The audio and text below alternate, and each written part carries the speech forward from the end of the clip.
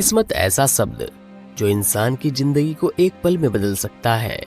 आप कितनी भी गरीबी क्यों ना झेल रहे हों, कितनी भी मुश्किलें क्यों ना झेल रहे हों, किस्मत एक पल में आपकी दुनिया पलट सकती है। यह कहानी है एक कुम्हार की, जो हर दिन अपने गधे के साथ मेहनत करता, मिट्टी के बर्तन बनाकर गुजारा करता था। लेकिन एक दिन एक खूंखार शेर और कुछ अनोखी घटनाओं ने उसकी जिंदगी हमेशा के लिए बदल दी। तो चलिए सुनाते हैं किस्मत के इस खेल को बी स्टोरी यूट्यूब चैनल के माध्यम से, जहां हर कहानी में छिपी होती है एक नई सीख, एक नया मोड़। प्यारे दोस्तों, कहानी शुरू करने से पहले हम आपको एक जरूरी बात बताना चाहते हैं कि अगर आप अपने किसी चाहने वाले को कोई बर्थडे विश करना चाहते हो, या आप अपनी कोई कहानी हमारे साथ साझा करना चाहते हैं और चाहते हैं कि हम वो कहानी अपनी अगली वीडियो में आपको सुनाएं, तो आप हमें कमेंट कर सकते हैं। हमारी ईमेल या व्हाट्सएप नंबर पे भी कांटेक्ट कर सकते हैं। तो चलिए कहानी शुरू करते हैं। दोस्तों, एक छोटे से गांव में रघु नाम का एक गरीब कुम्हार रहता था, जिसकी दुनिया उसके गधे मोती और उसकी मेहनत के इर्द गिर्द घूमती थी। हर सुबह रघु अपने पुराने कपड़ों में मोती को लेकर मिट्टी के बर्तन बनाने और बेचने निकल पड़ता था। गांव में उसकी पहचान गरीबों में होती थी, लेकिन वह अपने काम को बहुत ही ईमानदारी और मेहनत से करता था।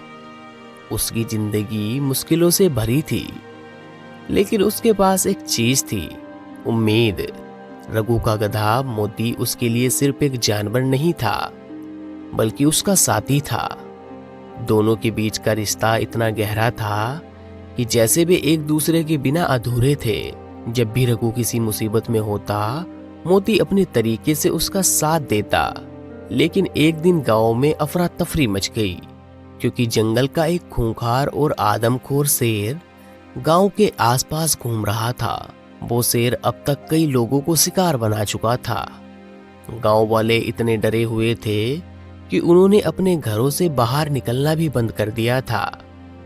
रघु भी डरा हुआ था, लेकिन भूख और जरूरतें उसे चैन से बैठने नहीं दे रही थी। उसे हर हाल में अपना काम करना था, चाहे शेर का डर कितना भी बड़ा क्यों ना हो।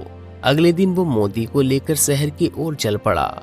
शहर जाने का रास्ता उस जंगल से होकर निकलता था, जिस जंगल में खूंखार और आदमखोर शेर रहता था। रघु बहुत डर रहा था, लेकिन वह जानता था कि अगर उसने आज वो मिट्टी के बर्तन नहीं बेचे, तो उसे और उसके गधे मोती को खाली पेट सोना पड़ेगा। जैसे तैसे डरते हुए वो दोनों शहर पहुंच गए और अपने सारे मिट्टी के बर्तन बेचकर वापस घर की ओर चल दिए। लेकिन वापस आते आते उन्हें रास्ते में अंधेरा हो गया। उस जंगली रास्ते में चारों ओर सन्नाटा था और चांदनी रात में पेड़ पौधे अजीबोगरीब परछाई बना रहे थे।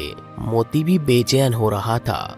वो बेचैनी में जोर जोर से हिनहिना रहा था और भागने की कोशिश कर रहा था, जैसे उसे कुछ अनहोनी का एहसास हो रहा हो।